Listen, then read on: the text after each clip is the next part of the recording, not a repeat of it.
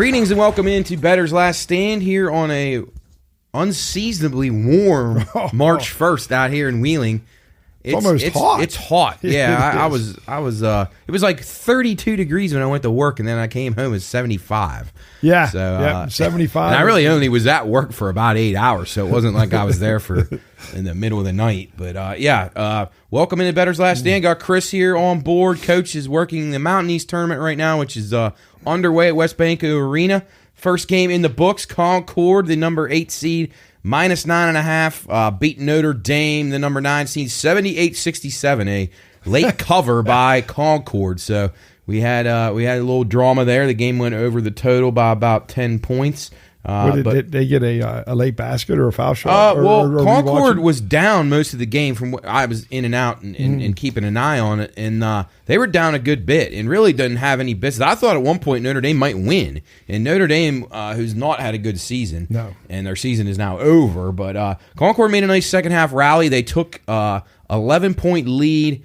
There was like 40 seconds left, and Notre Dame had a few chances to cut it under in the cover, really get it to 9 or 8, and never ended up doing it. And a couple missed free throws and some just nothing really too exciting at the end. They ended up not fouling at the very end, and not that it mattered, but So was that a winner for Coach? Do you know? I'm not sure. I don't know who he had. I don't know if George was getting his bets organized. We got men's games tonight, so you guys are watching this. This is going to be on Friday, so stop out to the Mountain East Tournament. It's a great event, and on Friday's games are shaping up to be pretty good. The men's games, the winners of the two men's games tonight, which feature Wheeling University versus Glenville, and then AB and Concord. Those teams will be in action. West Liberty gets a bye. They'll be in action at 6 on Friday. So stop out, stop up at 309. Give us a wave. Have a beer. Most of us Pine Room guys will be up there throughout the weekend. So great tournament. Looking forward to it. Yeah, for sure. It's gonna be fun. I enjoyed just following that first game, and you can wager on all the stuff over at Wheeling Island Casino Sportsbook. We have the lines for all the games. So I started getting ready to make the lines for the. Now matchup's going to be Concord women and West Virginia State, and probably be around 8.5 for State. So I got to finish those up tonight. We got Frostburg and D&E in a really good game here, 57-56 with 4 minutes to go in the fourth quarter over at West Banco Arena. Coach on the shot clock for this game, so haven't seen any errors yet today. Did you get you probably didn't get to pay too much attention to the first game. I just wondered if you had any. Nothing noticeable errors to me, but I was in and out. Like I said, I didn't get to watch more than a couple minutes at a time, but. So stop out, check us out, come bet on the games over, or download the wheeling.betly.com app. You can bet on all the stuff all weekend. So we even have in-play wagering. So should be a fun weekend. Looking forward to it. Probably drink a lot of beer and have some laughs. So all right, on to other stuff. Let's talk first about the BLS group between Chris, Coach Sam, and I. And I was bringing up the rear. I was the weakest of the guys. I was just scratching out 1 unit wins, while Chris is putting together a 2-1 week, a 3-1 winner in soccer, a 0-0 draw. Too bad you didn't actually name the score of 0-0. It would have paid even better. Yeah, but I don't think you had that in mind. No, I really didn't. I didn't. I figured 1-1. Yeah. So great pick there. It was who was it? Liverpool and. CP. Crystal Palace. Yeah. So 0-0 draw there, paid 3-1. You also had. I had the Brahmas. Oh yeah, San Antonio in the XFL. I think to beat Orlando. So I was really happy when I checked. They went on Sunday, and those were the San Antonio game was a pretty easy win. They led most the whole time. Did. So that's Hines Ward. Yes, Hines Ward, your coach, getting the job done. Yeah. And then what was your other one you had? Racing? Did you have a racer? I did. Yeah. I think I had Chase Elliott. He finished third. Yeah, so good run, and that's the thing about racing and golf. You can have great picks, and it's just not always going to hit. But you still are turning a profit if you can get one. You'll be ahead for weeks. Coach with a 25-1 winner. You heard it right here. Chris Kirk to win the Honda Classic. He comes through 25-1. So a great payout there. Overall, our Bettor's Last Stand group, myself, Chris, Sam, and Coach. 30 units at least, depending on if you played every one of those for $100 or $10 or however you want to look at it. Yeah. If you played them for $100, you're up over 3,000. I mean, you had a great week. Yeah. So we had really good winners. Sam had the winner in the race with Kyle Busch.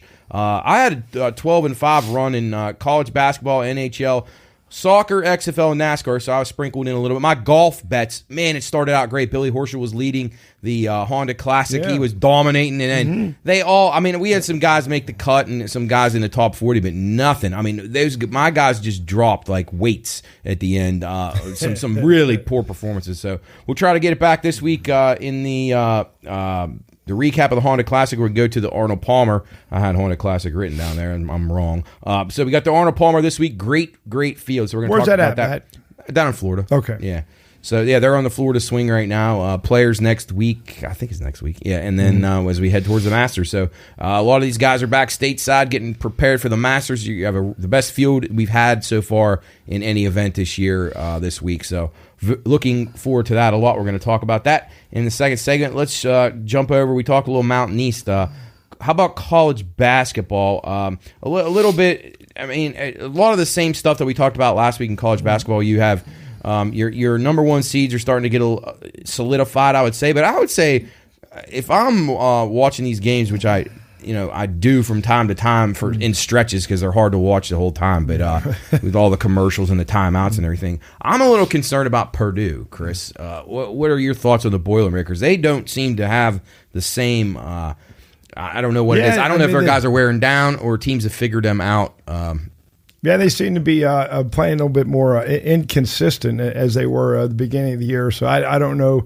I don't follow them enough, but yeah, it could be one of those things where you get run down. I mean, these teams play. And they got young guards. Right, and they play pretty tough schedule. I mean, as far as the amount of games that they're playing. I mean, what they normally play about 30, in the mid 30 some games, and then you get the tournament. The schedule gets longer each year. Oh yeah. Well, you just even remember back in football, it used to be 10 games. Yeah, now 12. 12, 13. But all in the name of money. Yeah, money. Yeah, I'm worried about Purdue. I don't know if they're number one seed right now. I'd be very, very, very worried. Backing Purdue. I don't think they'll win the Big Ten tournament. Well, out of these 5 teams you have listed here, would you say Houston would be the favorite? Right now, Houston probably is going to be. Alabama will probably be the favorite, all things considered. Right. But who knows about them? I mean, they may have another guy go to get arrested. Who knows what could happen? They got a mess going on with that program. Well, and there's really no consequences. So no. And the coach is out to lunch. He doesn't know what the hell's going on. NATO. I didn't know they were doing that pat down. Where you been? Yeah. Didn't anybody point it out to you? You got 19 assistant coaches. How do you miss something like that? Yeah. I'd tell you, these coaches in their lip service. There's like more coaches than players. Yeah, literally. It's. I bet it is. Or at least the entire staff. When you got your trainers and it's shameful. It is that in the old days. I'm sure like Dean Smith and these guys, John Wooden, probably had 1 or 2 assistants, and that's it. I mean, and then too back in the day, they. A lot of these guys probably weren't coming from broken homes with no fathers, and and it was.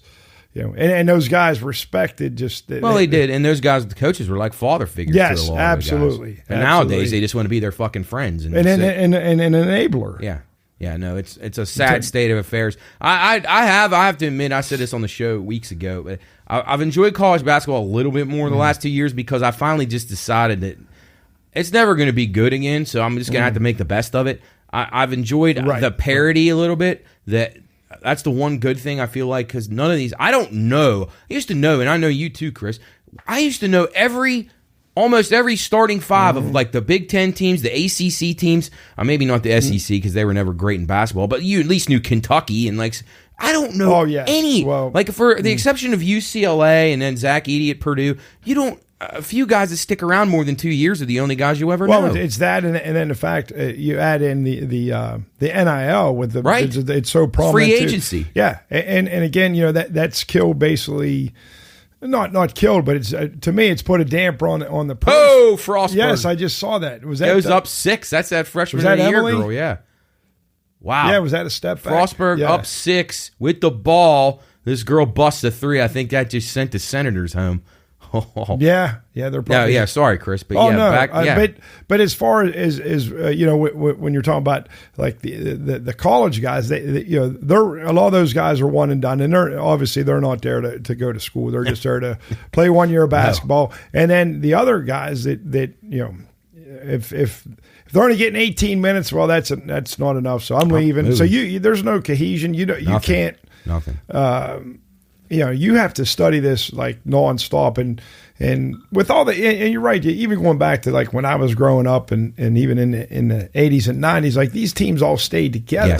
Yes. And you knew these teams, and now that's so much better. It just made for such a better product. It did. And we talked about it on the regular podcast yesterday. Check it out at the Pioneer Podcast, all over YouTube, Spotify, Amazon, all the places you can find podcasts.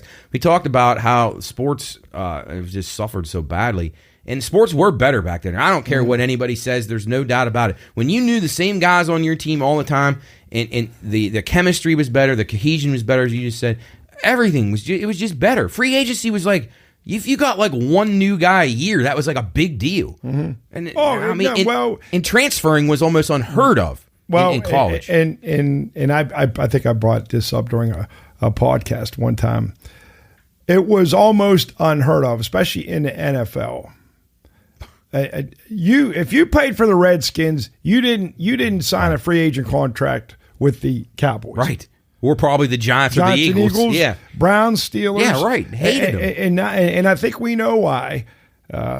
We have so many guys now that just want to be buddy. They're trading fucking jerseys after the game, and they showed the other night, and it was funny. I think LeBron's stupid team beat Dallas. That was Sunday. And they showed him and Luke after the game, and they were just yucking it up, laughing, hugging. I'm like, does anybody get pissed off anymore after a game? Not that I'd ever pay to watch that crap anyway, but I would never. I would say I'm revoking my season tickets. I can't stand it. And I just heard on the way in when I was driving down Main Street, our beautiful Main Street, is my car shaking. 10th Street is open. Yeah, finally. Hey, look out! We're back, baby. We're not paved, but so my car's shaking to bits, and I'm driving down the street, and I'm hearing all these NHL teams. The LA Kings are furious. They traded Jonathan Quick. He's in the 10th year of his 10-year deal. He won 2 Stanley Cups, and they're trying to help themselves now, and the players are bitching because they made a trade yesterday.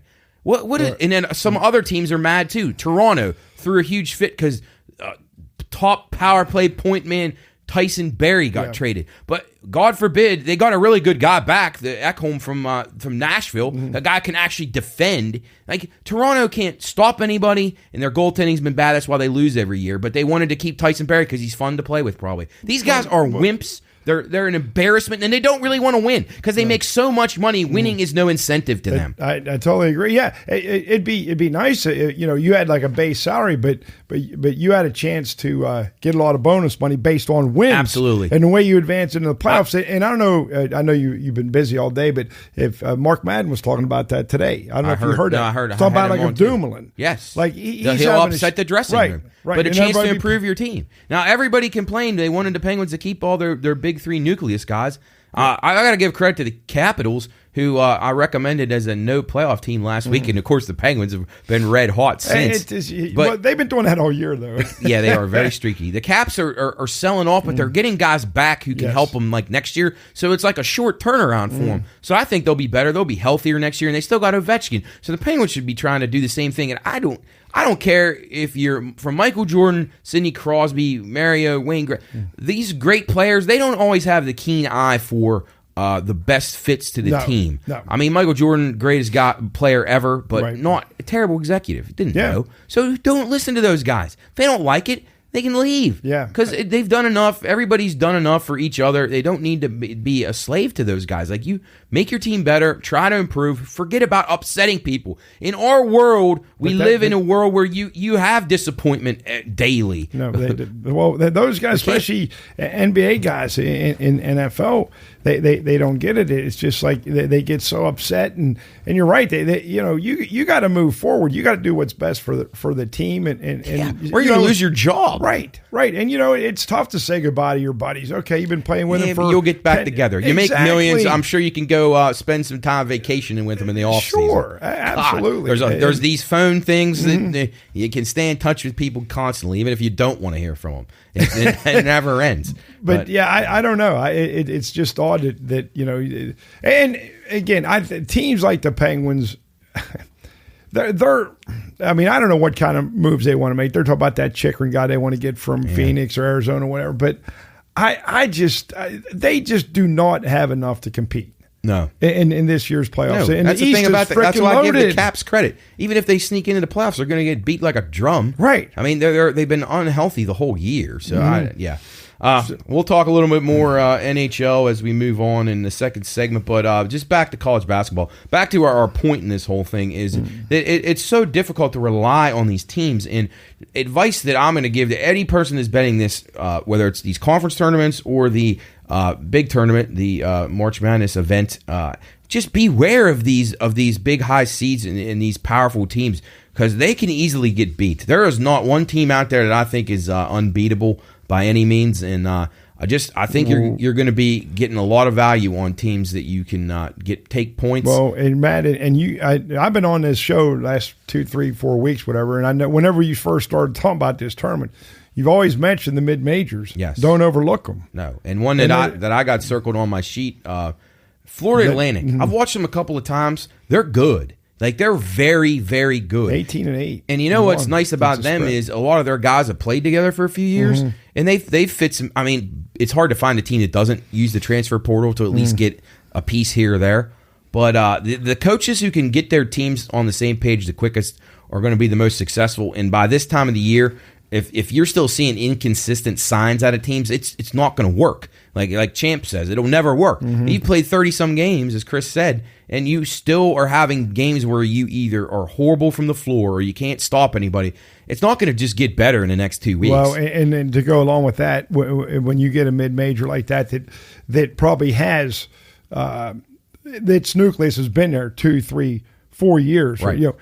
Those guys, they understand the roles. Yes. And they'll gladly accept it. They want to buy in. They just like to be, enjoy being around a successful team, love their teammates, love their coach, and probably fan base, and just see what they can do. But, when you get these big schools, I was a 4-star, and I should be averaging 20. So you just pack them leaves. That's why I think we all, most of the guys, we run around with, we always tend to root for the underdog and the lower teams just because what we've been talking about with these majors. Especially in basketball, I feel like I do like the teams who have stuck together and realize that, are smart enough to realize that with all this changing of the guard and all these teams with so much of a lack of chemistry, that if you can find a good unit of guys and come together, you can make a run in these things and go deep. So Florida Atlantic's going to be a team that I'm going to have my eye on. Right now I had them circled. They're 550-1 to win the national championship. Now, I'm not saying they're going to do that. I think that would be very tough. But 40-1 to make the Final Four, and then you could probably get them about 20-1 to make like the Elite Eight. I think that's worth a bet. I do. Come on in, Coach. Guys, we're just talking college basketball right now. Started yet? Yep, we just started. We're talking some college hoops. Here's papers. You just got done with the game we got on right there. Boy, you came over in a hurry. Yeah. It was good game. Underdog, the lower seed. Yeah, you had Frostburg coming through with what was that final? 70-64. Yeah. Okay. All right. Yep, Frostburg with the game stayed under. So you had favorite and over and dog and under to start us off in the Mountain East. How'd it go over there so far? Oh, good. Well, I had asked because when he had that on, when he was just opening up the show, and he mentioned that you were gone, and I asked, did any errors at all with the shot clock? Anything? No, not yet. I just at the quarter, I keep forgetting to reset it, and it's like whatever it is. Coming out of the quarter. Yeah, it's not right. The referee just says, "Hey, just reset it to 30." But that's everything went off pretty good today so far. There's not much of a crowd so far. Well, but you look at who were the team? It was Concord, Notre Dame that never bring fans. No. And Frostburg, D&E. I don't know if D&E has any fans ever anywhere. I didn't see two. I saw 2 fans for D&E. I thought Frostburg maybe would bring a few. Maybe they will next game tomorrow. But seeing they've never been really in this tournament, so it was good start, and like you say, favorite and over, dog and under. Yeah. I thought you'd be across the street having one. Well, come up and join you guys. He's got to pace himself. It's a long week. Join you guys. Yeah. Well, we were just talking. We went through our BLS picks. We were up over 30 units last week, mostly because of you, and you're 25-1 with Chris Kirk. So, how'd you make out in golf overall? I mean, it had to be a pretty good week. Yeah, I had a pretty good week. I really did. That NASCAR saved me because basketball, I just keep getting killed. And that's what we tell you on this show. You can find a lot more value in golf and NASCAR than you're going to in basketball. Basketball's a grind it out. So you just, for instance, I was 12-5 in some basketball, NHL, soccer, it's stuff that's individual games, whereas Coach hits one winner in golf, and it covers a lot of losses. So it's the nice thing about racing, and we had a good week. Sam gave out the winner in NASCAR. Chris had a nice soccer winner, so it was a good week. So continue to follow us on Twitter and Instagram. See the picks posted each week. Put the golf ones up before the tournament starts, and then we also do some updates. We'll have Sam's racing picks when we get our computer. I know I keep saying that, but someday we will have it. It's a touchy subject with our group right now. It's literally turning into a joke now. Yeah. It's turning into... We might be the butt end of a joke. Well, now that I see Cooley, he said he took his over there, and they haven't even looked at it yet. It's been... When did he take his? He said he took it Friday. A week ago almost. Friday, and they haven't even looked at it yet. It's not a very well-run organization. But back to basketball, I had Duke... God! Last night, that was literally NC State hit 3 straight, almost impossible. And then they let him at the end. Yeah, one at the buzzer, and the guy had a hand on him, and he shot. Had a lot of guys bitching about that one this morning. It's unbelievable. Three straight. I should have had this 5-teamer. 3 straight threes NC State hit, and the thing about it was Duke, that same dude for Duke, made 6 straight foul shots to keep putting it over, and it wouldn't giving you a chance. It's disturbing. It's literally basketball. I don't know why I do it. I should stick to golf and NASCAR, and it's a lot easier to sleep when you're dealing with that. Well, you say that a lot, but you never do. Well, like this first game, I'm telling you. That Concord had no business covering. Had no business covering.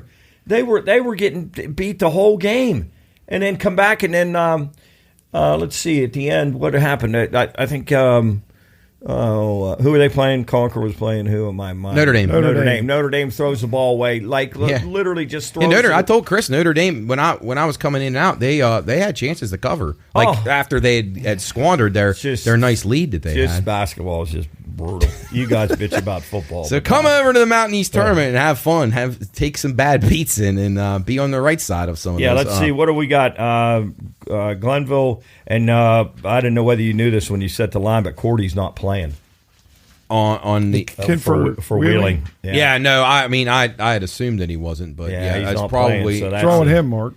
I heard his back in the West Lib game. I mean, he was. I saw that he was hurt face in the West first Liberty in the West Lib game and didn't. He never came back in, but he's. They told me he's not playing, so that's huge for Wheeling. I mean, that's really going to hurt them. I like Glenville in that game. And then I like AB a little bit in that. I do too. I think AB will win that game. I like AB a little bit. In that They'll be ready, as we talked about on Monday. Steve and Dye and those. I mean that whole program. They come to play in a tournament. So absolutely, I would expect. Well, I just kind of not to pride, but just weird to see that. Back in the day when we were at the heyday of that West Virginia conference, you wouldn't imagine that AB and Concord was a play-in game. Yeah, the way those teams were back in the day, they had so much talent. Yeah. But anyway, talking a little about D1 here. Thoughts, you guys? They got West Virginia projected as an 11 seed. Do you think that they're worthy? Even if they lose, if they lose to Kansas State and then lose the first round game, they're still in. That's what it looks like. I don't know how. But then Charleston, Dalton Boland's team has got to win the tournament. Jeez Louise. They're going to have 30 wins and might not make it. Is that what they're saying? Them or Hofstra. Yeah, they said Hofstra run the regular season, so that'll carry some weight if they don't win the tournament. They think Hofstra will be the team. Obviously, they would be probably going to be those two. But going down, have you started to look in any of these small tournaments yet, Coach? Not Patriot too, League. not Chris, too, you? No, not too haven't, strongly. No. Yeah. Well, going through a couple of these real quick. The Patriot League, a lot of these tournaments all start this week, so these are the ones. I'm not going to talk about the big ones, but Colgate looks like a runaway favorite in the Patriot League. I'd be stunned. They're minus 250. I'd be stunned if they were to lose. So I would say back Colgate or nobody in that one. In the Northeast tournament, Merrimack, who is the number 1 seed, former D2 team, which there's a ton of these D2 teams that have now joined D1. Merrimack, Long Island, and Brooklyn and Stonehill all in the Northeast Conference.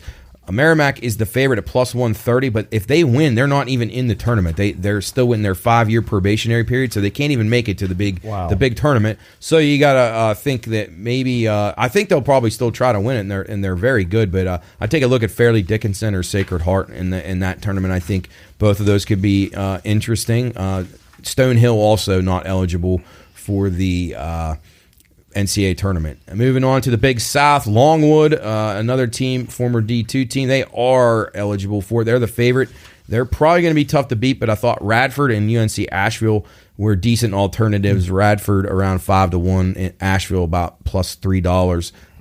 Ohio Valley, the big favorite there, Morehead State, but Tennessee Martin, I think, been a pretty good team in that league, so I'm going to take a shot with them. And then in the Horizon League, Northern Kentucky, a team that I like. They're plus 435, former D2 team. Youngstown State, Jared Calhoun, they're the favorites in this tournament. I do not think they will win it. I think they're very inconsistent. Their defense is subpar. In Detroit, at plus $13, they have that really good scorer, that kid that's about to break all those scoring records. I just saw that. They could be worth a watch. They're good. They're good to watch. Definitely, they could be a tricky team. And you have a guy that can score like that in tournaments like this. You never know. Moving on, Sun Belt. I like Louisiana, the Raging Cajuns, plus 340. Think they're very good. Marshall is the favorite in that tournament at plus 220. But I think the Raging Cajuns, I've backed them quite a few times this year.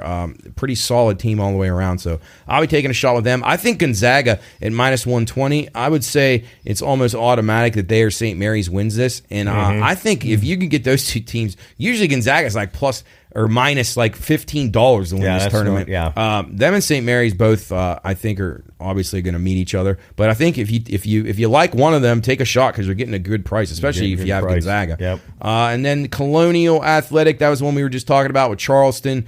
Having a great year. Hofstra having a great year. Charleston's actually a 2C, but favored in the tournament at minus 120. Hofstra plus 195. I don't see anybody beating those two teams. They are far and away the best two teams in that league. So hopefully they'll get to the finals. Who beat Charleston this year? Hofstra beat them 2 times. Hofstra's beat them twice? I believe so, yeah. Whoa. Oh, wow. Yeah. Both pretty well. One game I think Hofstra got them pretty good, and then the other one was very close. So I expect a rematch, and that should be a great game. And then last, the Missouri Valley of the tournaments that are starting this week. The Drake is the favorite there, plus 150. Bradley also 175. Belmont's pretty good. They're 9-1. I thought maybe worth a look with them, but Drake will be tough. They're very good. So those are some of the small tournaments. We're going to be getting into the big tournaments next week, so we'll have plenty to talk about there. I want to shift gears a little bit now. I'm glad Coach got here to talk about what are your guys' observations just quickly about before we take a break. What's your observations about the rule changes in baseball? What are you hearing? What are you liking? I seem to like it. I think it's okay. Everybody says tradition, the traditionalists, but here's the problem with baseball.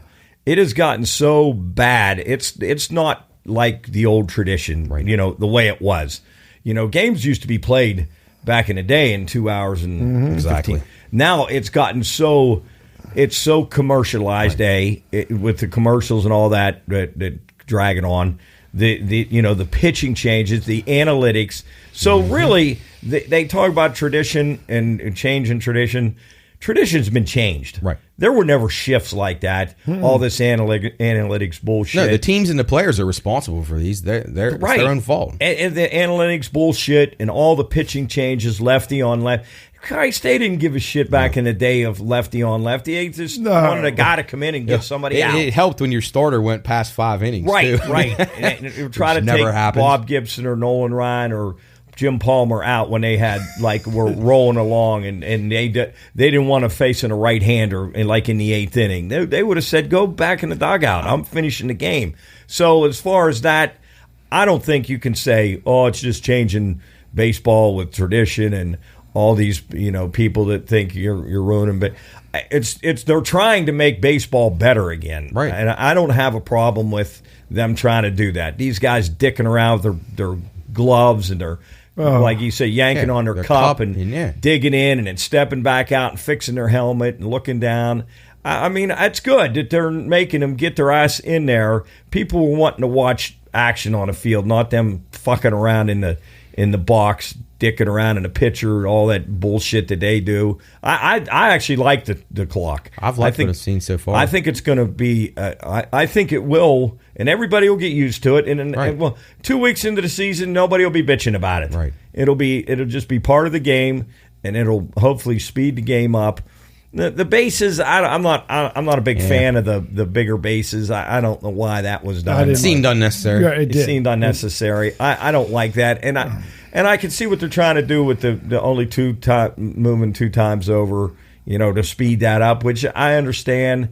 But that really, I think that just where the clock doesn't give either team an advantage. I don't think either the pitcher or the hitter. Yes, but I think this 2 times over puts the pitcher in a real precarious position because these guys are going to get much bigger leads, which maybe people want that. Maybe people want them to run. If you do throw over 2 times, then shit, it's almost an automatic stolen base. Well, have you seen any preseason games yet? I just was curious, what it was after a guy's thrown over twice to see what kind of lead a guy's got. I have not noticed that yet. I haven't seen it. I haven't seen it. I guess guys just probably won't throw over.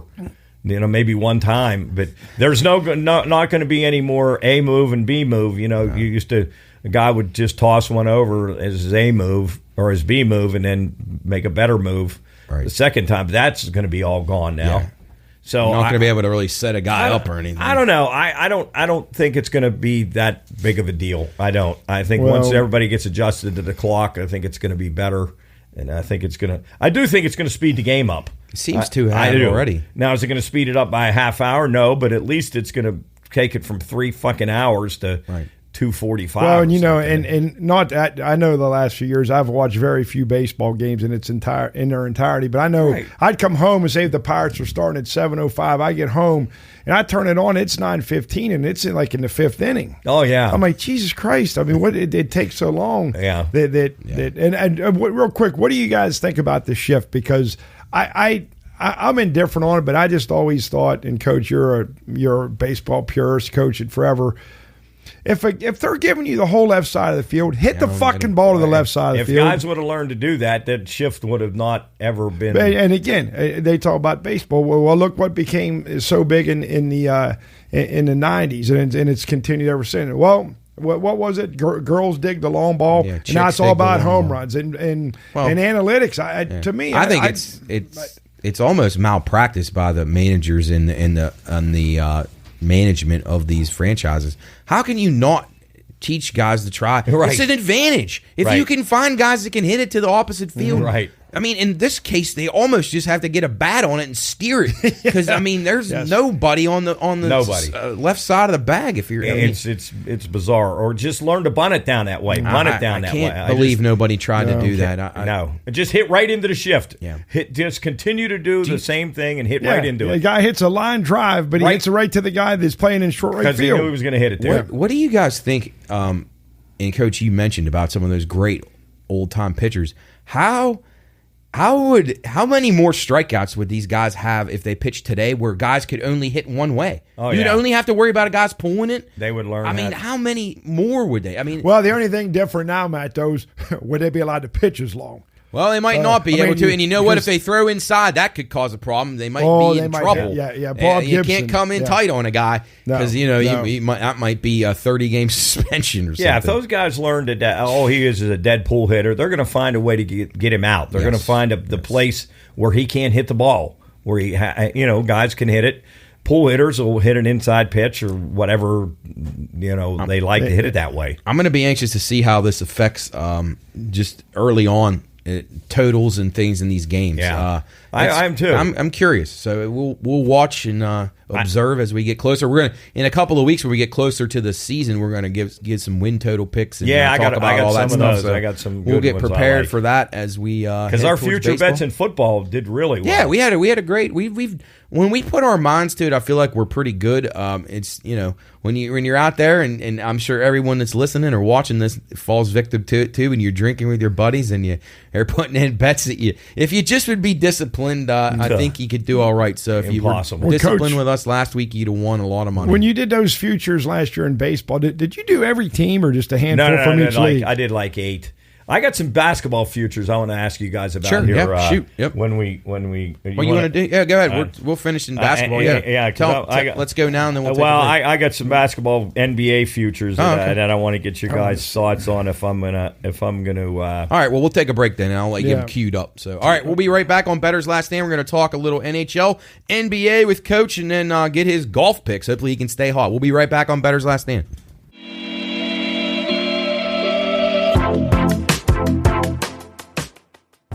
This show is for informational and entertainment purposes only.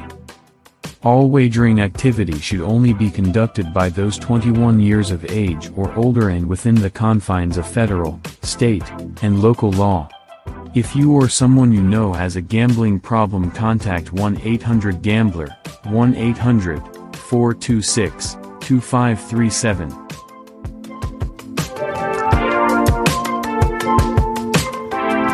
All right, welcome back in Bettor's Last Stand. Coach joins us after Mountain East Conference tournament duty, the first wave. He's got 2 more games tonight. Chris on board, looking to give you some more winners. All right, Coach, we'll go right to the NBA. Let's talk about. All right, I made some future bets before the season started with the help of some of my friends at the Warwood Vets because I'm not a huge NBA fan. So I'm going to run these down. You guys give me a fair, good, or not good outlook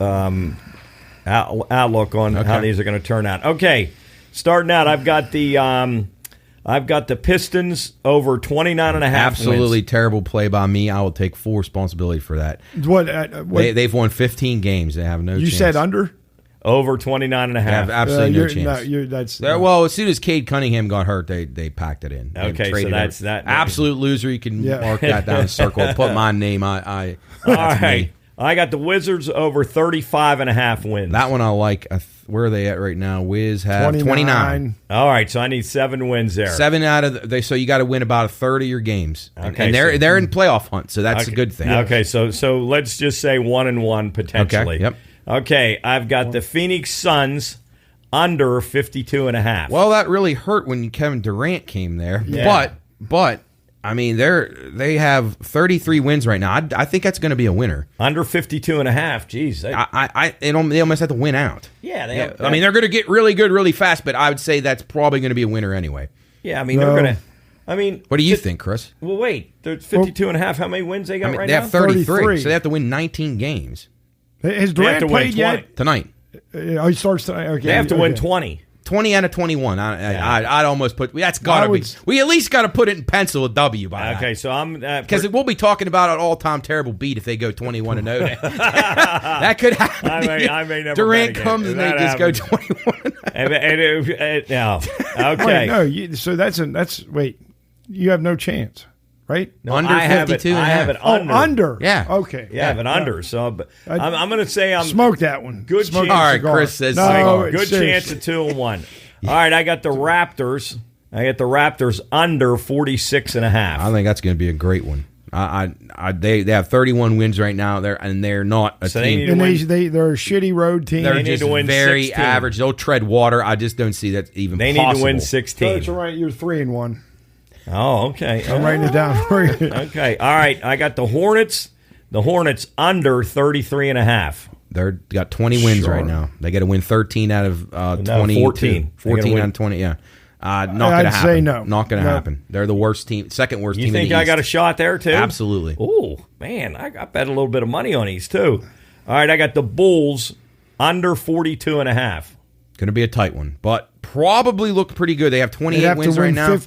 15. They're right on the playoff cusp. I don't think they're going to do it, so I think that's going to be a winner. So you too. got 15, and if they have to, if they're how many games they have left? They're at 62 right now, so they got 20 games. Do they play 80 or 82? 82. So they got to go. Okay. They got to go 15-5. Yeah, it's almost impossible. No. All right.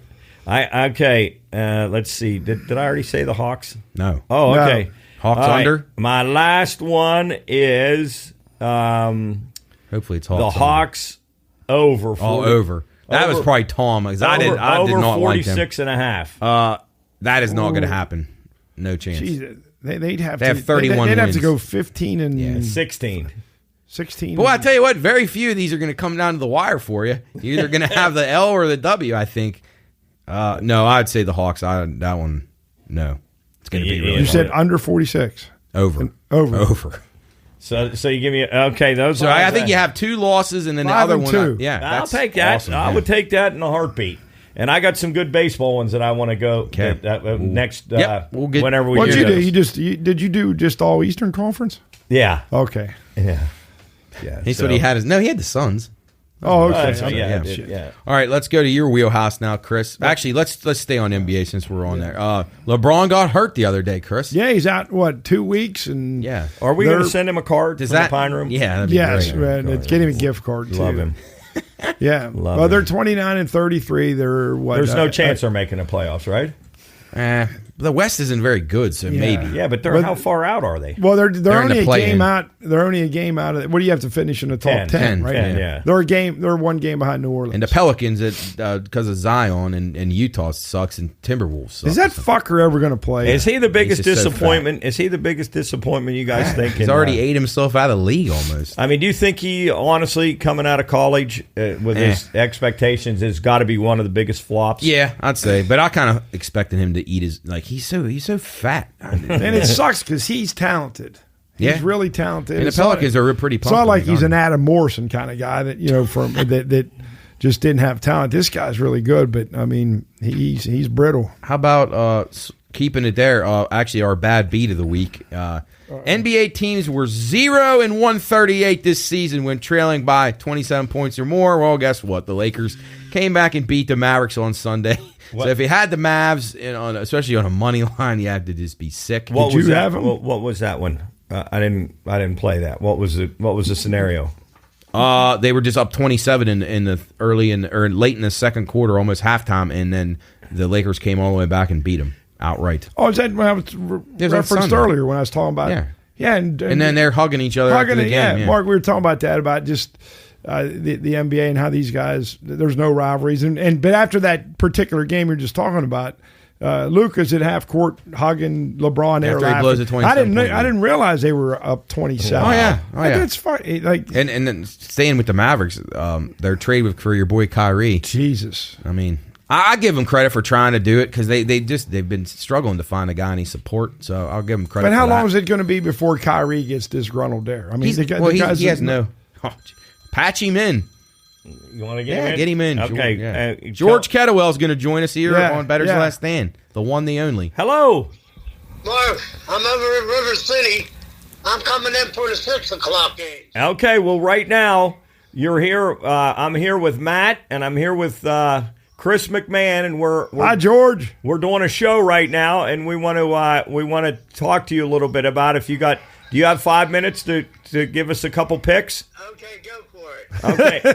Okay. Well, we're talking a little basketball right now, which you're pretty good at. Okay, go ahead. All right. What are your thoughts? Now this won't be aired till later this week, but Go ahead. What were some of your plays tonight in basketball? This is Wednesday, ladies and gentlemen. We're talking to Chief Kettlewell, George Kettlewell, aka Ric Flair. He's now Eddie Haskell. He's ready. He's Eddie Haskell. He's ready to.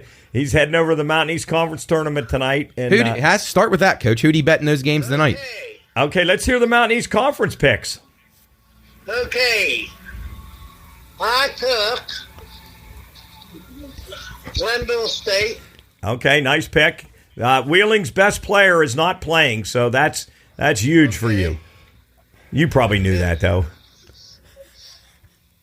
And Okay, what's the other game? the other game is AB Concord. AB in Concord.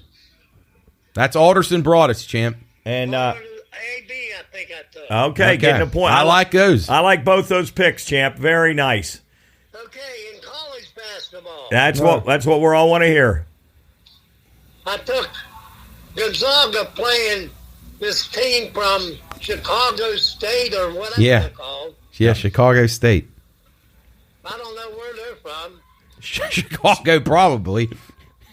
Right. You took Gonzaga. Okay. And then I took Jake. Texas on the money line with TCU. They're getting 3 points. Okay. Oh, money line. And then I got. Ooh. Okay, I did take Concord. Oh, Concord. All right. Creighton. Creighton. Are they? Creighton, I took them. They play Georgetown, right? Yeah. I took Kansas State. Against Oklahoma.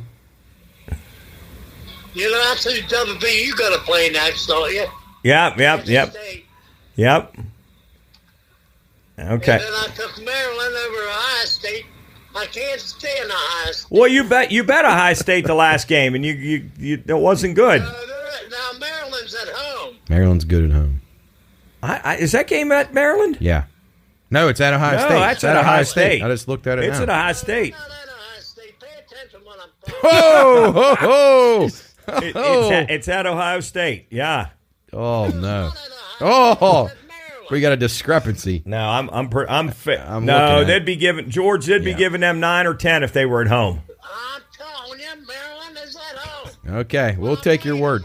Hey, so Champ, looking ahead to the weekend, what are your thoughts on the Mountaineers in K-State? I think I'll tell you what.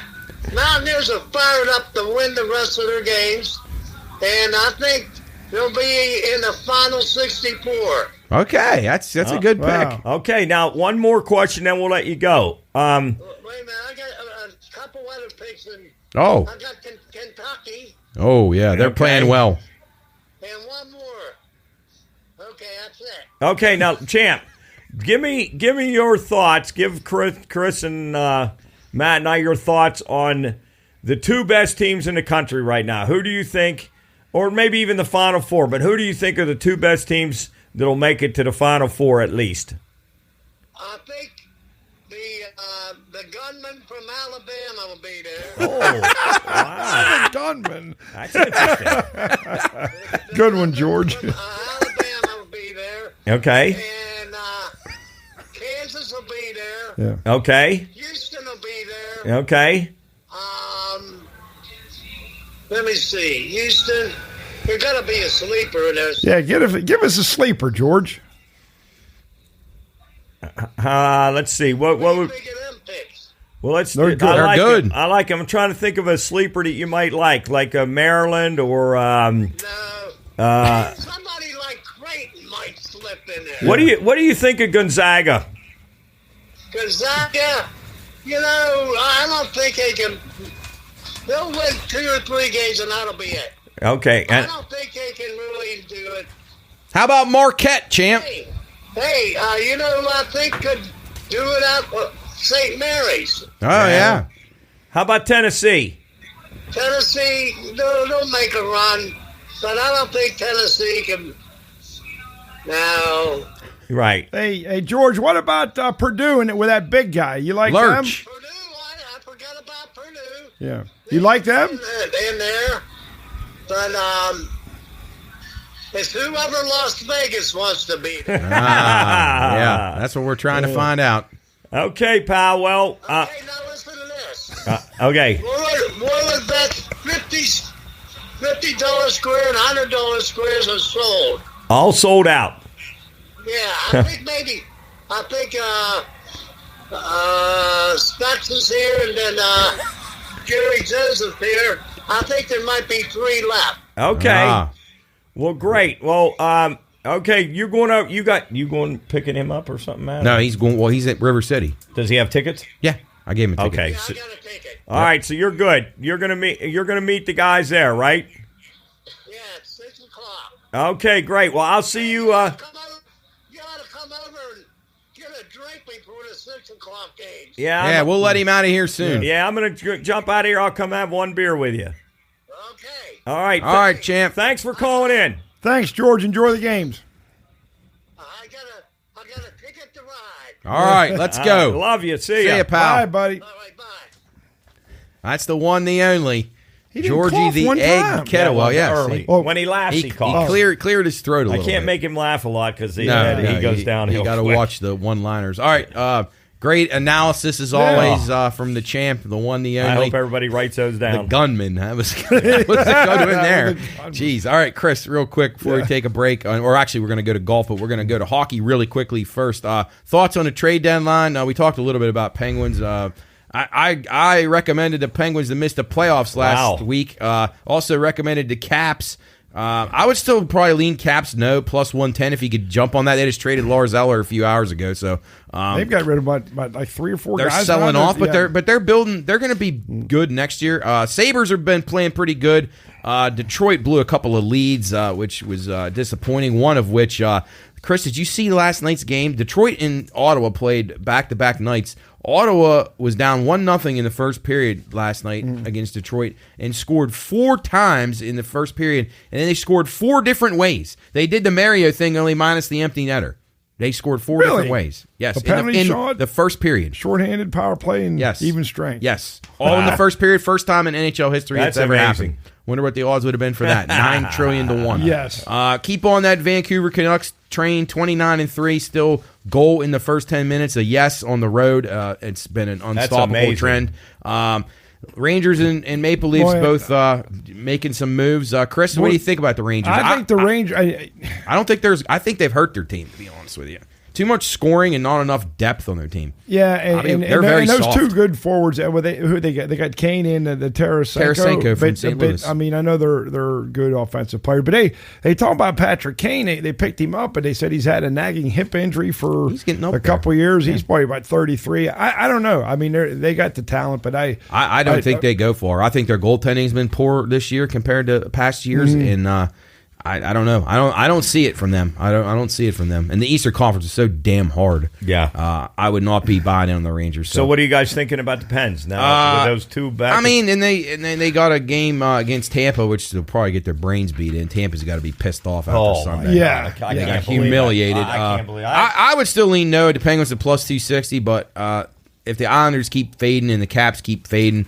they're going to have to hold off the Sabres and the Red Wings, and they probably can. So it looks a little more promising than it did last week, but my ticket's already punched. So hey, but it works out. That's my favorite team. So I mean, at least they've won 3 in a row since I made that bet. Figures. Well, and then and you'll see what happens. I mean, I even if the trade deadline's over at 3:00 on Friday, but I mean, what are they going to do that's going to just bolster this team and prevent them from or play a first round matchup against Carolina or Boston? Yeah, if they make the trades for either of the guys from Vancouver, Miller or Besser, I think they'll just lose quickly. That Chikrin trade could probably be all right because he's got 2 years left. Yeah, he's 24. Yeah, so he could be. He's pretty good defenseman. But we'll see. I don't know. We'll keep you posted. Post trade deadline, as Chris said, it's Friday, so we'll talk next week. See what everybody's got and make a few last minute picks as we get down to the playoff push. All right, switching over to the Arnold Palmer Invitational with Bay Hill in Orlando. Coach, you were gave us a great golf winner last week with Chris Kirk. What are we looking at this week? Anybody stick out? Great field this week. Great field. Yeah, it's a huge with $2 million. The prize pool's gigantic. $20 million purse. Oh, and by the way, get your guys' picks into Neil if you have. I already got mine. Okay, in. me too. I'm not messing around. I'm not. No, I am not going to do what I've saving done. a guy. No, I'm done. I played Will Zalatoris and Rory. Okay. So if either one of those guys doesn't make the cut, I'm done. I'm not. I'm no longer talking. Folks, we have a golf pool we're in with Neil McCormick that he runs, and we pick 2 golfers. You can only use them once in the bigger events of the year, the Arnold Palmer and the majors and so on. So, all right, Coach, where are we going this week? There's some guys I really like. I really like Will Zalatoris. Yep. I think he's going to be very strong. Agreed. I think I like him in his matchup. I think you get a good, pretty decent price on him. I don't like laying $1.40, but right. I think he'll beat Cameron Young. I like that a lot. Play that, folks. I really like that play. Okay. I like Patrick Cantlay. I think Cantlay is going to. I think he'll have a good weekend. But even though this is the first time he's been in this event, he's not played in this event before.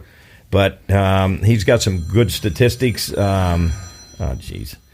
George is calling us back. He's probably bucked on you. We're not going to answer that one this time. So I like Patrick Cantlay. I like Tyrrell Hatton. I love him. Yeah, I like Tyrrell Hatton, and I really, really, really like him in a matchup against Jordan Spieth. You get a decent price on him. He's minus 135. Yep. I like Tyrrell Hatton a lot. And I'm going to play Scheffler against Rahm. Scheffler's a defending champ. I think he'll play well. Traditionally, guys that play well on his course come back and play well again. It's like the Masters. Very good course form. Yeah, the guys that play well consistently always usually play well the next year in and year out. And long shots don't normally win this weekend's event. So I hate to give up a big price on Rahm. I'm not going to play Rahm to win it. I'm not going to play Rory to win it. I like Will Zalatoris, and I like Patrick Cantlay, and just a couple other ones that I like. I like Jason Day a little bit. Yeah, me too. I like Jason Day in this, and I like Chris Kirk to come back. I don't like him to win it, obviously, but I like him to finish in the top 10. Yep. I think you get a good price on him in the top 10. And I like Ricky Fowler to finish in the top 20. Good. I hope so. I think Ricky Fowler will play well. And then let's see. And then I like one other matchup. I like Patrick Cantlay against JT. I really like Patrick Cantlay against JT. You can get a decent price there, but I do like him. So right. I'm fading JT in this tournament. I don't like JT at all in this tournament. So right. I'm gonna play those and I like keep an eye on Will Zalatoris. You get him a decent price, 22-1 to win it. I like him a lot. So those are mine. You like any of those? I do. Scotty Scheffler. I played him in Neil's thing. I played him in Tyrrell Hatton. Hatton's my pick to win, and Scheffler would be my second pick. Yeah. The top tier guys, I had Scheffler and Colin Morikawa as my 2 favorite guys for the top tier. Love Zalatoris. Love Hatton. I had Jason Day, the same as you. One thing that I noticed, huge impact, so be aware, you guys will be watching this or listening to it on Friday. Windy. Rolling in hard late morning on Friday. The guys who play early Friday are going to beat it. The guys who play in the afternoon Friday, be careful.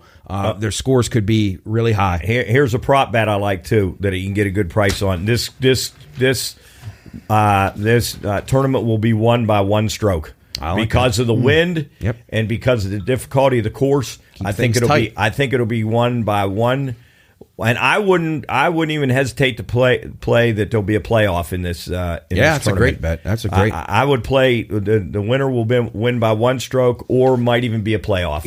Yeah. Wind definitely a factor, so keep an eye on it. The greens are going to be really fast because the wind's going to dry them out even more than they already are. So this is going to be tough scoring, but just going to be great. And Coach is right. I think playoff and a 1-stroke winner is a great bet. I concentrate on some guys that I know play really well in the wind, and a lot of times they're the guys from Australia or from Europe. So Hatton is one of those guys. Jason Day is a great wind player. Justin Rose, another Englishman whose game is starting to come back, and another guy that I really like a lot. I think a good top 10 bet or to maybe even win is Matt Fitzpatrick. I like him a lot this week. I think he'll play great. Tommy Fleetwood's game hasn't been quite good enough for me. I like him a little bit with the wind conditions. I think he could be very good, but I'm a little worried about him, so I'd probably play him in like a top 20, something like that. And then an American who plays pretty well in the wind, Keegan Bradley. I thought he was worth a look. He's a pretty good price. I don't think he'll win it, but a top 20, you can get him about plus $3, top 10 plus $4.50. So those were the guys that I liked. Scheffler, Hatton, Morikawa are my top picks, and Fitzpatrick. Those are my top guys. And I had Day, Rose, Keegan Bradley, Tommy Fleetwood, and then a couple of bombers.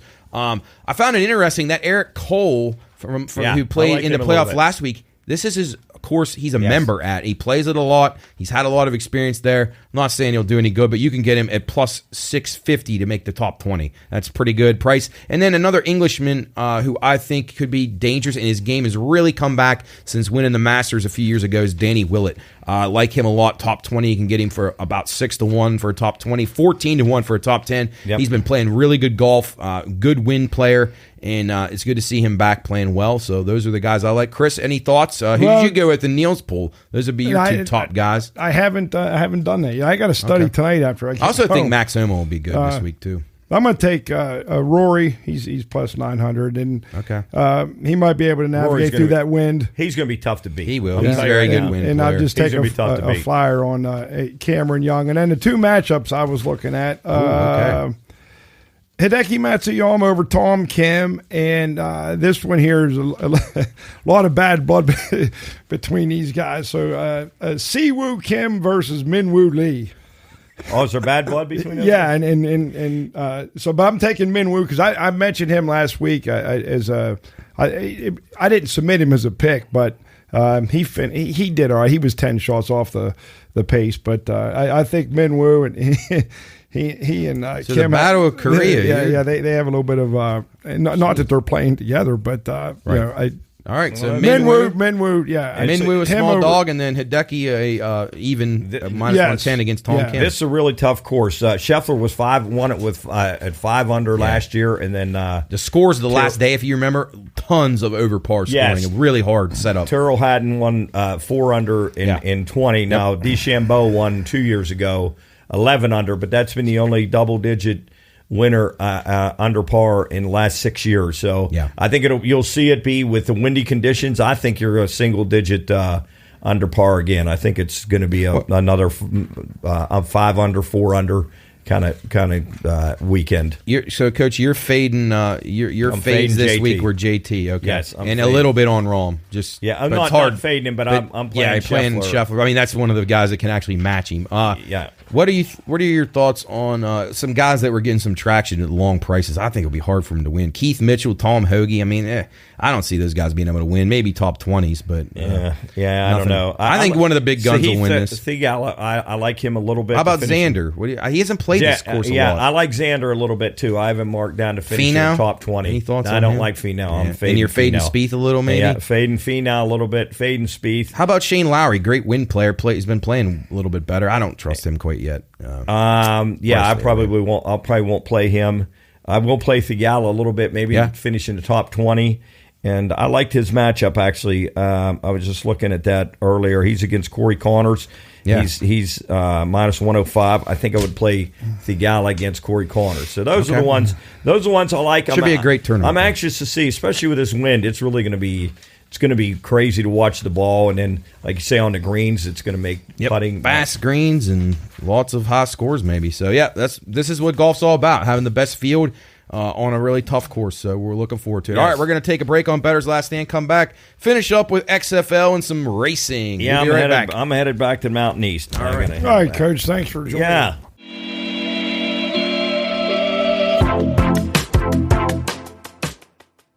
This show is for informational and entertainment purposes only. All wagering activity should only be conducted by those 21 years of age or older and within the confines of federal, state, and local law. If you or someone you know has a gambling problem, contact 1-800-GAMBLER, 1-800-426-2537.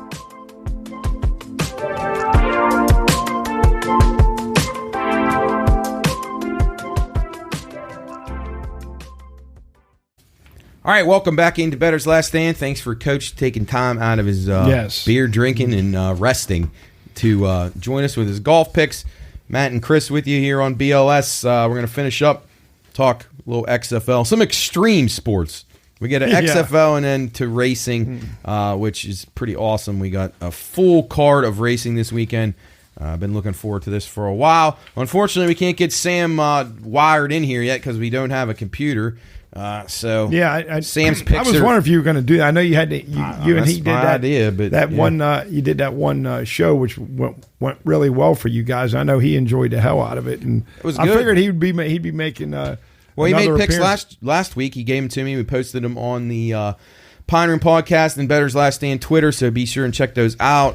The Instagram, he didn't make the cutoff for those, so we put them on the Twitter. So follow these. He gave out a good winner with Kyle Busch last week and some other ones, so some solid picks in Xfinity and in NASCAR. Chris, again, you're the XFL guru, it seems like here. You had a nice winner last week with San Antonio. Well, I just know that the first week when I watched Orlando, I thought they were pathetic. They stink. And so I figured that it was a good matchup against for San Antonio against them last week. And it's been enjoyable. I've liked the XFL so far. I haven't minded it at all. I've actually enjoyed having it on. I haven't watched every single play, but I've had it on a lot and just paying attention to the game flow and some of the different rules and some of the teams. Like, I feel like I can start to see, like last week I said I liked Seattle. Let's see, what was the Seattle last week? We had, it was third. It actually hit right about the number. It was 38.5 last week. They got beat by St. Louis. Seattle was a team that I thought after week one was going to be an under team, so I'll be playing them under again this week. On Saturday, they take on Vegas, total 38 again, so I'm going to be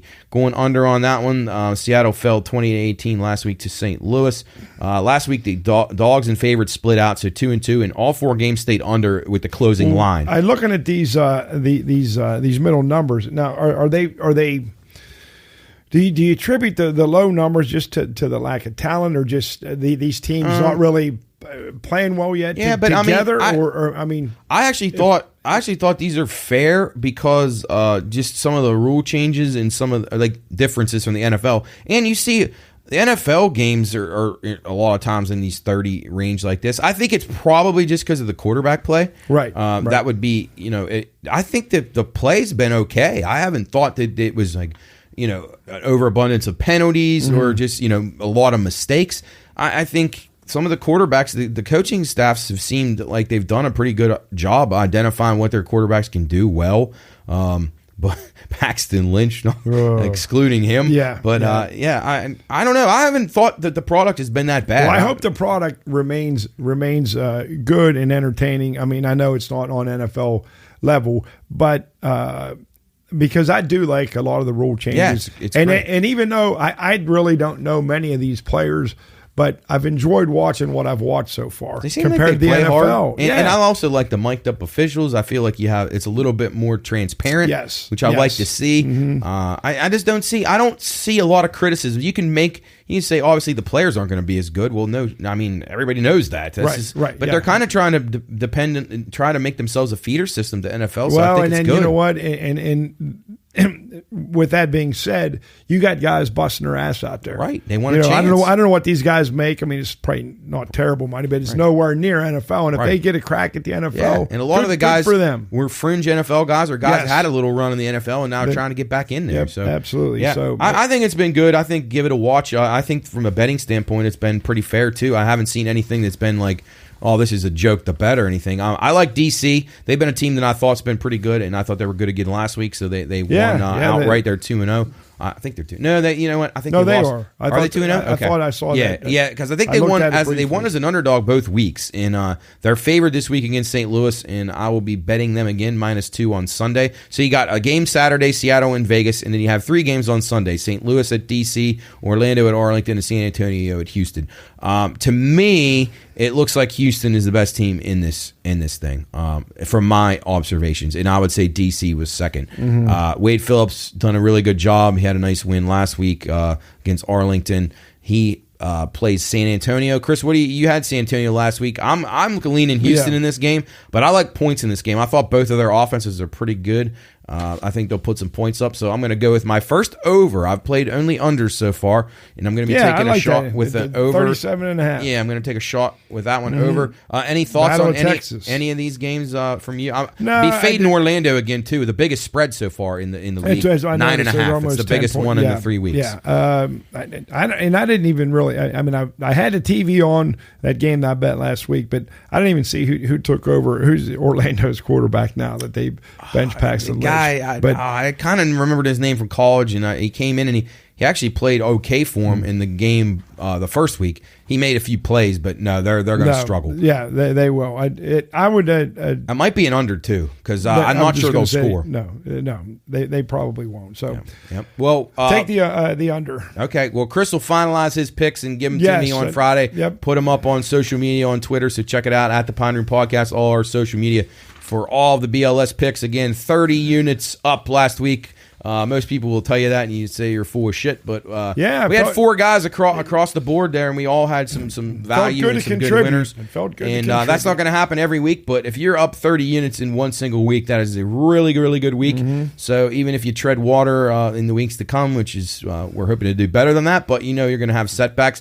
We're looking for value bets. We're not out there giving you. I'm not going to sit there and tell you Colgate in that tournament, like I said earlier, is a good bet, or the Tampa Bay Lightning to beat the Anaheim Ducks. Yeah, we want to try to make you some money. Yes, we want to. we give you for a lesser investment. We don't want you to lay a lot of money to potentially lose a lot of money. We want you to lay a little bit of money to win a good substantial amount. That's you always use the term value. That's what it's all about. Yep. All right, talking value now, we will go on to NASCAR. We had a great winner last week with Sam's picks. Again, we'll have his picks coming up this week. I talked to him this afternoon. He was going to call in right around this time. He usually gets done work around 5. He said it would be perfect.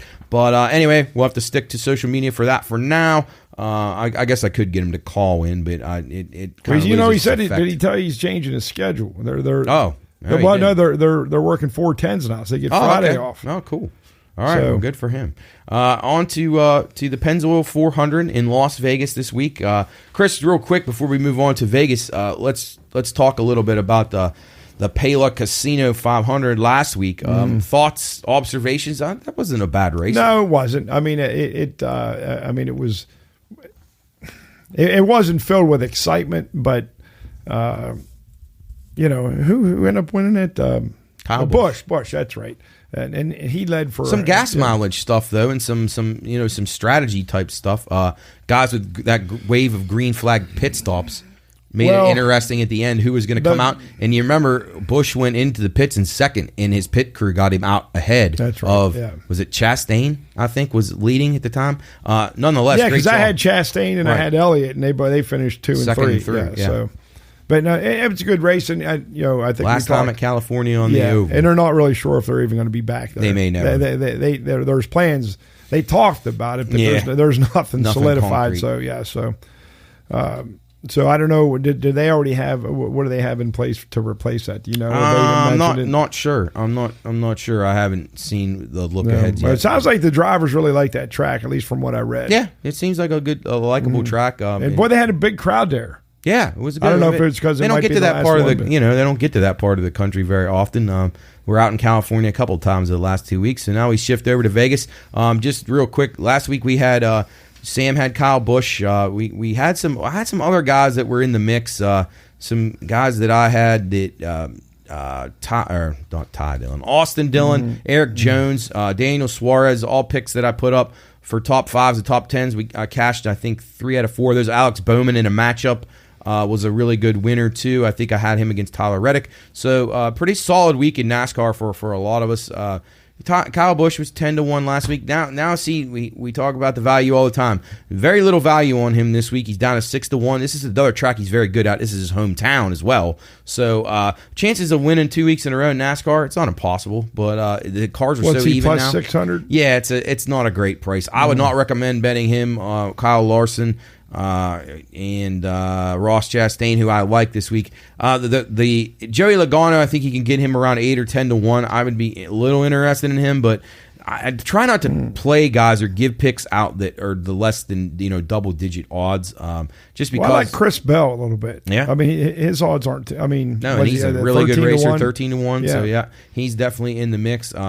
I mean, Kyle Busch is going to run well here. Joey Logano is going to run well here. Ross Chastain is going to run well here. I like the two guys I like the most this week are Martin Truex and Ryan Blaney, both about 12-1. Both haven't won in a while. I think Truex would be very solid here. I think he get caught up in an accident last week. Truex. Yeah, he had his tire fell off, remember? Yes, that's right. Yeah, so he I think his pit crew got in trouble for that.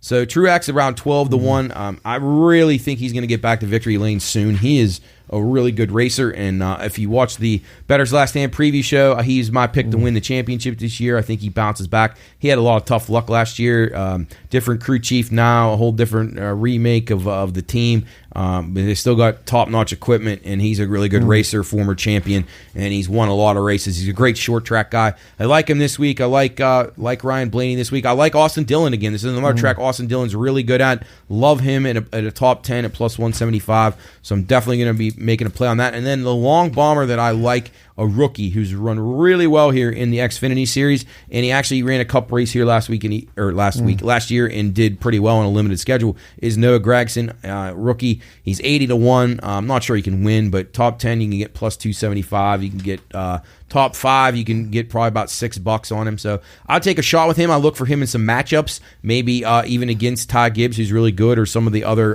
less experienced drivers. I would expect him to be pretty solid. And then I'm really curious to see how the Hendrick cars, they've all been pretty good this year. William Byron's had some success here. Elliott, I mean, they're just a loaded garage. Alex Bowman's off to a great start. And then Kyle Larson, who's actually had 2 terrible weeks. He had bad luck last week, and he had bad luck at Daytona. He could be very tough this week, as we mentioned. He's definitely one of the favorites. I just won't recommend him 7-1. I just think it's too short a price. Too many things can go wrong. He was about 7 or 6-1 last week, and we saw what happened to him. He's in the garage with his hood up with 13 laps into the race. So, I hate to give picks out like that of guys that are low value like that, because it can all blow up. And if you put a few bucks on Austin Dillon at 50-1, it's a lot better than putting a lot of bucks on Larson and his hood's up. Right, and a guy like Austin Dillon, it can win a race. Like you look he's won. He's won several times. Obviously, Worm's buddy Cody Ware, 0 chance of ever winning a race. But was that 250-1? And as you know, we talked about in Daytona. The tracks like this, there's less amount of winners, but NASCAR's back in a good spot. Like there's 15 guys probably that got a really solid chance of winning this week. I would say. Yeah, and I kind of like the last 2 guys you have listed there. I like Reddick. Reddick and Byron. Yeah. He's 15. Reddick 15-1, and 2 good Byron, plays. I'm curious. 12-1. What are your observations on Reddick since he's moved over to 23-11 and how he's done so far? I mean, huge high hopes for him. Yeah, I expect them to probably kick it in gear at some point. Maybe I hope so. I mean, it's early. A lot of these teams, it takes them a while to get you're getting their car right and set up and all that. But I don't know. I like him. Well, what's his number again? Jeez, he's 45 now, 45. right? That's right. Yeah. Yeah, he's in the old Kurt Busch ride with Bubba Wallace as his teammate. It's so many good teams there. It's really spread out. Daniel Suarez ran great last week too. He's another guy. Really good driver. He's 25-1. He'll win a race this year at some point. Eric Jones, another guy, 41. I don't think this is his best track. Chris Buescher at 81. He's run well at Vegas in the past. And Brad Keselowski, a guy who's had a lot of success at Las Vegas. I've been impressed with Brad Keselowski the last 2 weeks. He always runs well at Daytona, but last week he was pretty solid too. And he needed that because he said his last year when he's a part owner of this team, the RFK, Roush Fenway Keselowski. He had such a bad year, and a guy as good as him and competitive as him, it pissed him off. So I expect big things from him. You're probably not going to get Brad Keselowski at 50-1 many more races, because I would expect him to continue to finish in the top 10. His numbers are going to start getting cut at half. He's going to be down 25-30. So I would expect good things, and that's his teammate is Chris Buescher. So pretty solid stuff out of them so far this year. And don't overlook Harvick at 20. Oh no, he's just. I mean, Kevin Harvick. To me, there is no better bet in NASCAR week in, week out. And I guarantee if you bet this 32 weeks in a row, you're going to be out way ahead. And that is Kevin Harvick to finish in the top 10. And you can get it around even money. And even last year, I was getting it at plus 130, plus 140. because there's so many good racers now. Right. But he gets forgotten about. That guy's as solid as it comes. He always avoids the messes. He's just so smart. And I would always recommend that. That's a bet that I think is a cashable bet almost every week. Whereas a guy like Denny Hamlin, he's more of like a home run hitter where he'll either win the race and contend or he'll blow up. Right. But like Harvick is just like a guy like Kevin Harvick's having a shitty day. Oh no, there he is in 11th. Oh no, there he is in 7th. And here he like right at the end. You just he does it without you even noticing. Yep. Until you look at the leaderboard. Yes, those are, I guess, the signs of the all-time greats and the true champs. So, and it's his last go-round, isn't it? Yeah, well, so he says, unless he has a year like Almirola did last year and he comes back. But we shall see. Best of luck in the Pennzoil 400. We'll have all those picks posted once we see some qualifying. Hopefully, we'll actually get some qualifying and practice, and we didn't know it. We went into that blind last week, so that made it even harder to pick those. Oh, right. You had no idea who was going to be, who had a strong car or who had setup problems or anything. There was no practice, no qualifying. But there's also trucks and Xfinity this weekend at Vegas. That'll be starting on Friday, so I'll have all of our picks, Sam and I and Chris, any of the other guys that are contributing. We will have those. I didn't want to give out, they didn't even have the odds out for the trucks and the Xfinity quite yet. So we will see, and we will keep you posted on that. So be sure and check us out at the Pioneer Podcast and Bettor's Last Stand on Twitter. All right, last thing, we're going to shift over to a little open wheel racing.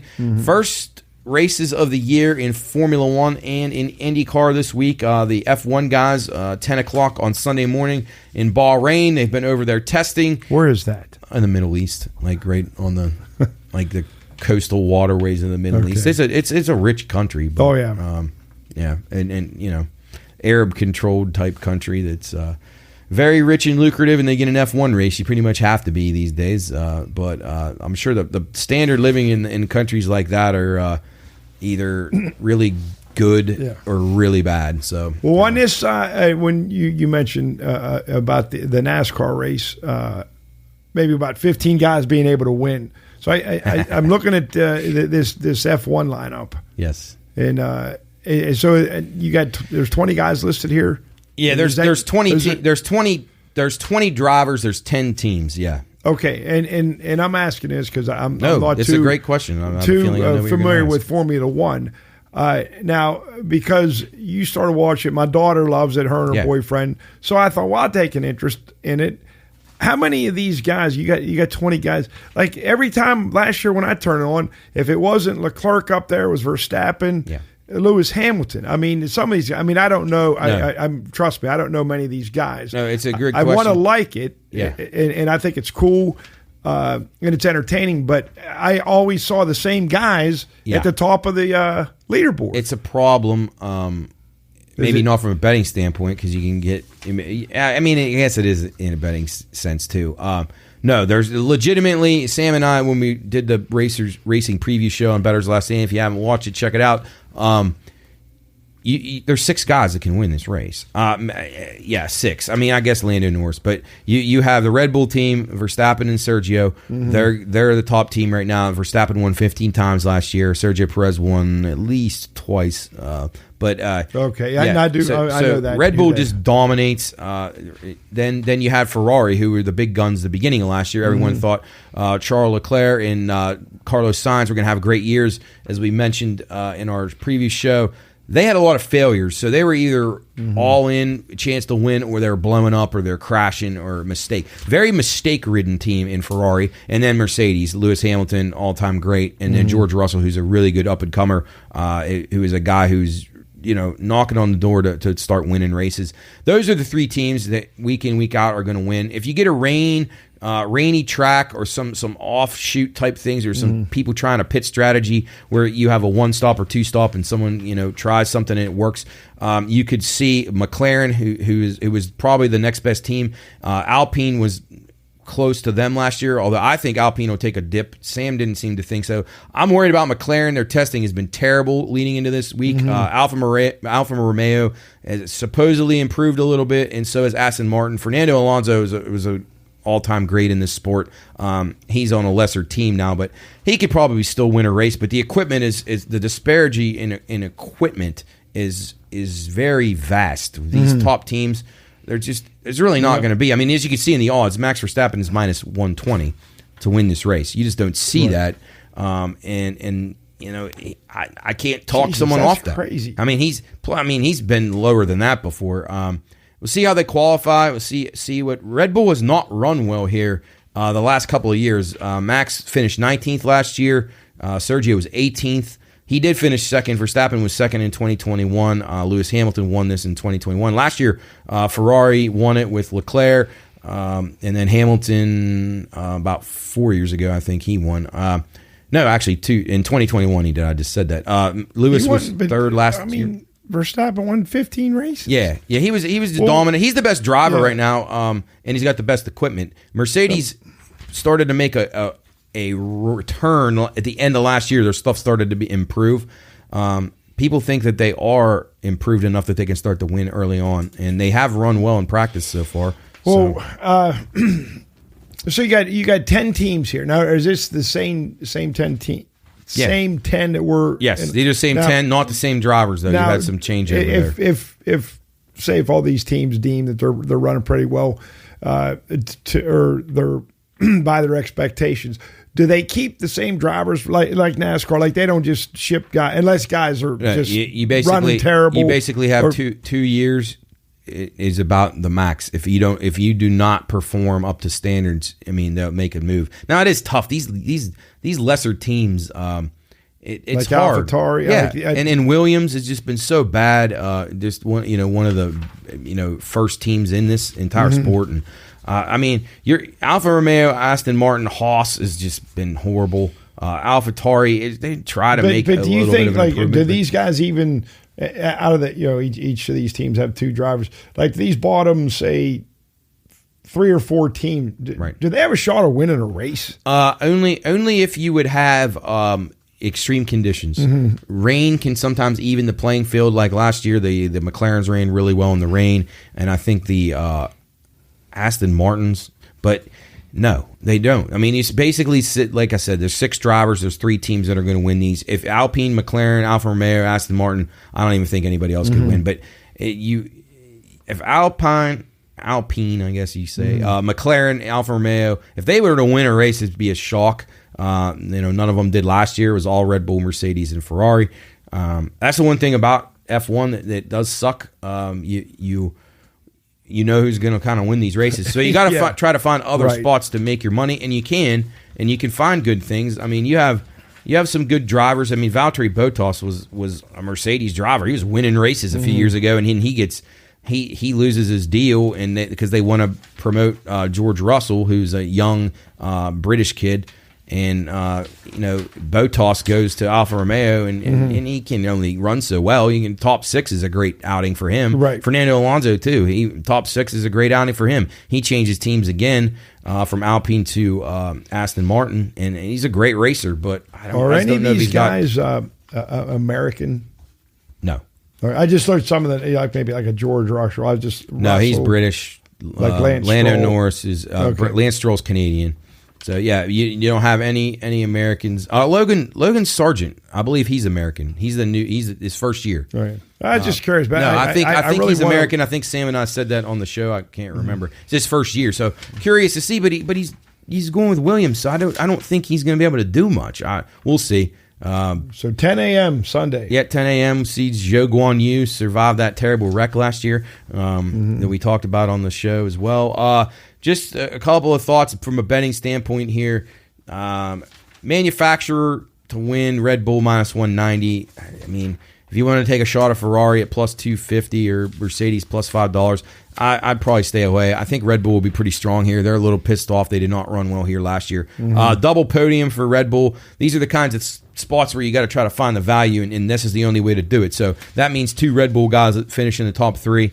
That's plus 135. Thought that was worth a look. I would not trust Ferrari. And Mercedes, though, is the outlier here. They could maybe make up enough ground that they're the ones challenging Red Bull as the top team instead of Ferrari. I'm not a Ferrari guy. I just don't buy into them. I think they're very unreliable, and their drivers they're kind of like whiny little babies. So, and then I thought double top 10, double top 6s. McLaren, double top 10 plus 330. That's a really good price, but man, they've been terrible in testing, so I'd be a little bit concerned. But you throw a few bucks on it, see what happens. You get a good price. Same with the top sixes. Those are kind of the bets that I like to make. But with the F1, we kind of got to wait. It's hard for me to give you anything definitive here till they qualify and test, and I can see what the weather's going to be like. So again, check us out at the Pine Room Podcast and on the Bettor's Last Stand Twitter. We'll have all the picks from Sam and I for this weekend's race. They'll start qualifying. They'll start practicing tomorrow and then qualify usually a Friday, and then do some more practice on Saturday and then get ready for Sunday. So a good start to the Formula One season with the Bahrain Grand Prix. So check that out. We have all the picks, and then just briefly, I'm not going to get much into this as far as the IndyCar there at St. Petersburg. There's no posted odds on this event yet. Again, a lot of new teams, a lot of changeovers. Qualifying and practice are starting out, I believe, tomorrow. So a lot to be determined there. And with these new teams and new cars and all kinds of new things, it's hard for the odds makers to put anything out yet. So we don't have anything on there, but I'm going to have picks on the Indy cars at St. Petersburg as they kick their season off. So you got a triple header. You got Bahrain in the morning, you have IndyCar midday, and you have NASCAR in the early evening. So great racing, lots of stuff to look forward to, and hopefully we can give you some winners. I think that one winner that I don't want to say it's a winner yet, but one that I gave as a future last week that I didn't get to mention on the show in the UEFA Champions League in soccer. I thought Napoli. With a lot of teams having a lot of problems, Chelsea, Manchester City, Liverpool, Real Madrid, Barcelona, Bayern Munich, none of those teams are very great this year like they normally would be. Napoli is they're a lower budget team. They have a really good team chemistry. They're playing outstanding football right now. I would take a shot with them. You're probably not going to get the 10-1 that I got last week. Hopefully you saw it on the BLS picks. They're probably down to about 6 or 7-1, but keep an eye on Napoli. They're a scrappy team. They play an exciting style, but they can defend too. I like them to make a deep run in the Champions League, and they could win. So they're not one of the big dogs. I'm pulling for them. Hopefully they can at least make it far. And then one thing I wanted to point out, Chris, and you'll have some interest in this, NFL draft, the volatility that's going on right now, you have serious price movements. For those of you who didn't see, Anthony Richardson, the quarterback from Florida, there's 100-1 to go as the first pick in the draft. Well, and books are starting to post this stuff now, so be on the lookout for it. He's now down to 8 and 7-1 at places. Somebody broke a story about him, somebody loving him, wanting to trade the Bears. Whoever that team is, they ought to just fire their GM right now, because this guy is an athlete. He is not a quarterback, and he would be best served to move positions, if you ask me. He went like 8 weeks without a touchdown pass last year in college. Like, it's impossible. I don't like him. What position I can't play? He's a quarterback. Richardson? Yeah. And, Florida. Florida. Okay, yeah. Yeah, not a fan. No. Extremely good runner, but to me, they say he's better than Justin Fields throwing. What the hell does that mean? Because Justin Fields is an awful passer, so most people are going to be better than him. I hate the pick, but hey, the good thing about that is when you start to see bets like that come in, and it lowers the odds and it pushes the value up on the guy that you like. So, so they're projecting that he's down to 8-1 from 100. Yeah, just because a story broke that someone, undisclosed team, wants to trade the Bears to go up to the first pick to get him. And take him? Why would you trade to the first pick anyway, though? You don't need to. No one else would be stupid enough. I guarantee there's not more than one. Where have they, like, without any trades, where are they projecting him as far as where did the original thing that I heard was that he was like a late third rounder or something, but man, that's obviously. I mean, I haven't watched too much of draft stuff yet. I will when it gets closer, but even when I do, I don't hear him talking about this guy. No, it just happened this past week. Huge steam. I'm talking monster steam for him to go from 100 down to 8-1. Bryce Young, there's all kind of talk about his height. Mm-hmm. If you saw, he got a picture with Stormy Bonatoni and a picture with Mina Kimes, and now he looks small. Yeah, and again, that was always a worry. He might be like Baker Mayfield. I think C.J. Stroud's the best quarterback in my opinion. I think he's good. So I don't know. It's hard to know what it'll translate into the that'll NFL. Be fun. Who's who, and then you got the guy with the warrant out for the arrest on the kid from Georgia. So he was going to be the kid number that one was, defensive player, Carter. There was in the car wreck and that. Yeah, and he lied to police like 3 times. So, yeah, Georgia, Alabama, we got all kind of criminal issues going on with these guys. So keep an eye on that. Again, Carter was going to be the slam dunk number 1 pick if the Bears were going to keep it. But it looks like somebody will trade up for a quarterback. Right now, Stroud plus 230, Levis 5-1, Bryce Young minus 125, and then as we mentioned, Anthony Richardson 8-1. Keep an eye out. We'll be talking a bunch about the draft. They got the first picks up most places right now, but there'll be tons and tons of stuff. So the draft, I'll say this, and before we go, the draft is the hardest thing for bookmakers to make lines on by far. It is the worst event for us every single year, and my book is small, so it's not like that. No one wants to put it up, but you have to just to keep up in public demand. They hate it. It's impossible. You can't get better information than these guys have themselves. The teams that are guys talking directly to teams and then their posse and their entourage and their family. It's impossible for bookmakers to get that info, and they are at a huge disadvantage. So you will see opportunities to have middle, like say there's a guy that's posted at 27.5 as his pick, like he's going to be over or under, and then at a book down the street you could find him at 39.5, and you can play it over 27.5 and under 39.5. There is so much crazy stuff that can go on to this. If you have the time to do it, you can really do well. We'll try to help you out as steam goes on and news and things we're aware of. We're going to try to identify some picks to make some money, but the money's to be made in things like this where the only time where the information to the public or to certain segments of the public is just as good as the information to the book. Yeah, so. And it seems too with some of these GMs and the pressure to win, right, and desperation. Yep. Like will cause these guys to make some really irrational choices. In the trades. And right. Like think about that trade last year, maybe one of the worst trades ever in the history of the NFL. The Titans trading A.J. Brown on draft night to the Eagles. I don't understand what they were doing. To me, it was like the guy was trying to get fired, and he was successful. He did. He got fired. But I don't know. Crazy stuff to come. We got NFL draft. We got March Madness around the corner. We got baseball. Bunch of stuff ahead for you here at Bettor's Last Stand. That's going to do it for us this week. Chris, good luck at the playoff game tonight at Wheeling Park. Yeah, regional final against Buck Up. If they play well, they'll handle their business and advance to the state tournament next week. And you'll be down there next week. You may not be here on Bettor's Last Stand next week. You might be heading south. Well, you don't know. Well, or do they play Wednesday or Ryan Tuesday? told me regardless, just say they made it all the way to final. They would play Tuesday, Thursday, and Saturday. And I think he said if they win, they're going to be the number 1 seed. So I think they'll have a 5:30 game on Tuesday, and if they win, they'll have 5:30 again on. Oh, so you might be able to join us next week. Yeah, because if I go down Thursday, you won't stay that night. Then. No, Jesus Christ. Yeah, that'll be tough. So, all right, we got to survive Mountain East tournament this week. Yes, so. Exactly. All right, well, everybody out there, good luck with your bets. And thanks to George for calling. Thanks to George. Thanks to Coach. Plenty to come. Yep. Keep an eye out for our picks this weekend. We got tons of stuff. We'll try to follow up. Can't promise we're going to be 30 units above the sea level, but we'll sure try. We will see you next week on Bettor's Last Stand, and be sure and check out the Pine Room Podcast, Soup and Stuff, all the cool things we have going on in our radio show. Now 7 hours a week on WKKX, The Watchdog. We're on Mondays from 2 to 3, and then Tuesday and Thursday now for the first time starting this coming Tuesday, 12 to 3. So check us out on all the platforms. We appreciate everybody, and we will talk to you next week on Bettor's Last Stand. Good luck, everybody. See you.